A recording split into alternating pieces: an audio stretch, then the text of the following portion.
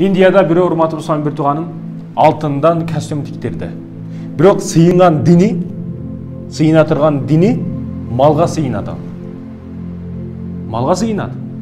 Кээ бирөөлөрү бар, малдын өзүнө эмес, заңына сыйынат. Пакетке салып алып ар нерсе кылып жүрөт. Биз Кудайыма шүгүр кылышыбыз керек. Мусулман кылып жаратканага, Кыргызстанда туулганыбызга Кудайыма шүгүр кылышыбыз керек.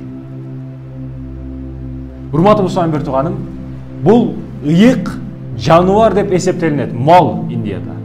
Эң чоң проблемалардан болуп баратат. Фирмалар малдарга толуп бүткөн. Аларды фирмалар да калбайт. Эмне үчүн? Малдар ушунчалык көбөйүп кеткен, эгер ээси бага албай калса көчөгө айдап берет. Ал шаарларда айланып, мусорлардан ар нерсе тамактарды жеп, ар нерселерди жеп, вирус ташый турган өзүнчө бир унаа болуп калган бул малдар. Ошого сыйынышат. Мусулман кылып жаратканага шүгүр кылышыбыз керек. Жолдордо пробка кылып ал малдар. Канчалаган адамдар авария болуп өлүп кетти. Мусулман кылып жаратканага шүгүр кылышыбыз керек.